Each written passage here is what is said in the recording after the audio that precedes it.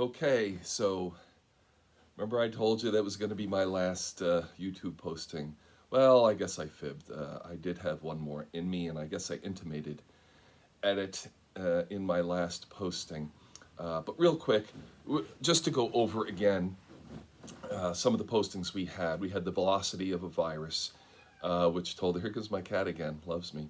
We talked about how the velocity of the virus is akin to the velocity of money, how that it finds its terminal user at the Bronx Zoo, in the case of Tiger, or in the case of the elder and the infirmed in the nursing home, okay? Because when it hits that point, it really isn't going any further, and so we can surmise that the area around those end users has been fully saturated. In other words, to get into those lockdown areas. In the case of the tiger, it's actually locked in a cage, right?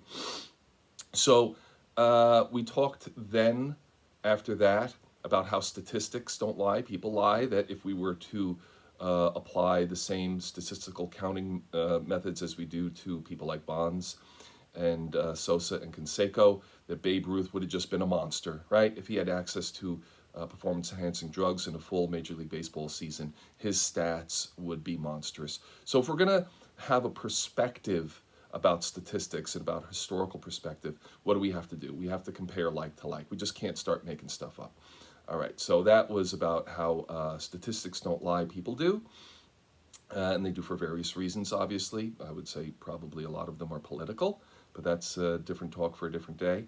Then we talked about how the virus seems to benefit certain government systems and not others. You know, the Vikings used to say, "Die with your boots on." Who was it? Was it Gregory Peck and Kirk Douglas? I forget who it was, but I think they had a movie in the 50s or 60s called The Vikings, right? Da-na-na.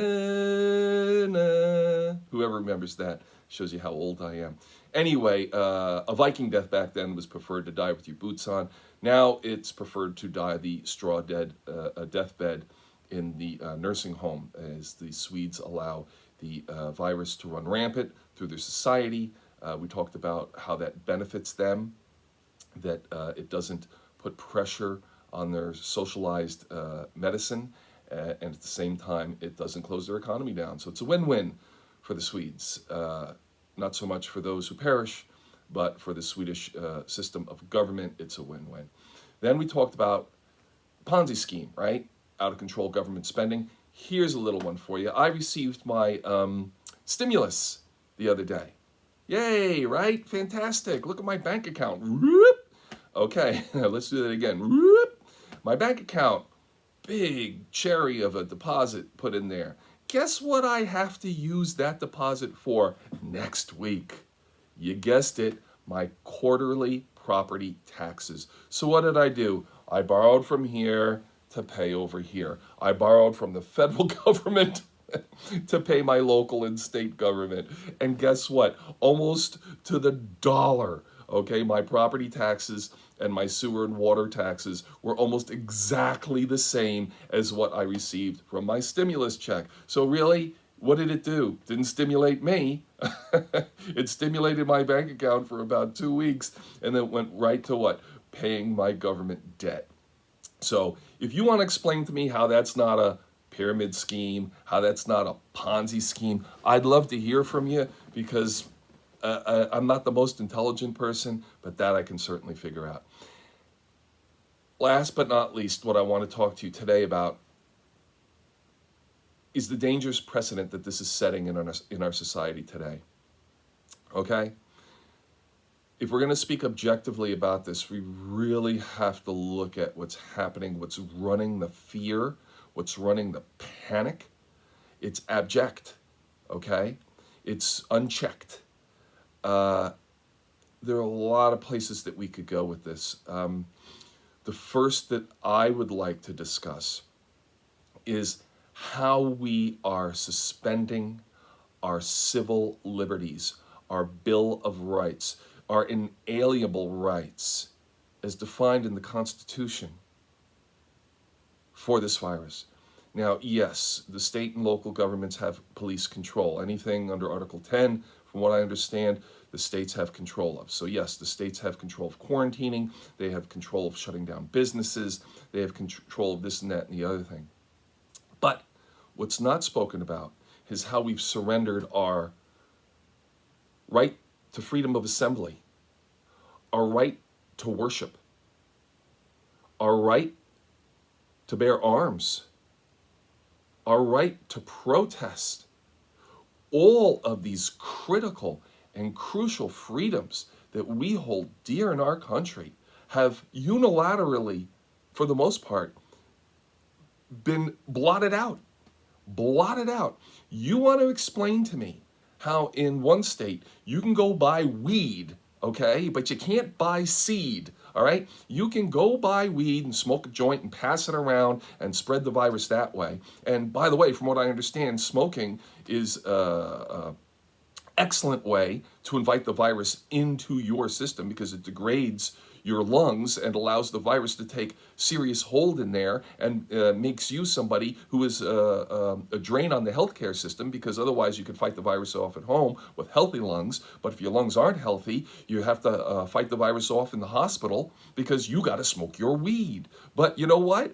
The farmer can't go buy his seed. The very thing we need to survive is food. We don't need pot. We need food. These are the very thing that the farmer needs. Okay, we have Tinkners here, all right? You're going to close down Tinkners so the farmer can't get in there and buy his supplies so he can plant his crops and feed our nation? Are you insane? That's what you're really doing? You're closing down the farmers, but you're encouraging people to go out and smoke pot? That's insane. I'm sorry. You mean to tell me that people can't gather for an Easter service in their cars? That you're going around getting their license plates? You're going to fine them $1,000? You're lining the parking lots with nails, and you're just doing. You're telling people you're going to lock them up and you're going to revoke their religious certifications? Are you sure you can do that? I mean, this is insane. Where's the ACLU? Where are the people out there who are supposed to be protecting our civil liberties? They're nowhere to be found. Which leads me to my next point. Orwell really said it best in Animal Farm, where all animals are equal, but some animals are more equal than others. What kind of society does that tell you that we're heading towards? Okay? And we're heading there headlong, okay? Head first. We're not even trying to put on the brakes here. We're having people going around who are just like little Napoleons. They just have this desire in them to just revoke all of our civil liberties, which they cannot do. And they're almost glorying in it. What is the precedent that's being set? How easy it is for us to give up our civil liberties, our inalienable rights, in time of, drumroll please, crisis. That's right, you got it. And you know what? What happens when the crisis is real? This crisis, I'm not going to be lied about it. It's pretty serious. It's nothing compared to what it could be. It's nothing compared to what Babe Ruth would be if he had performance-enhancing drugs, right? We talked about that in one of our previous postings. What I'm trying to say is this. The precedent that's been set, whether intentional or not, and that's a discussion for a different day, the proof is in the pudding, but the pudding hasn't been set yet.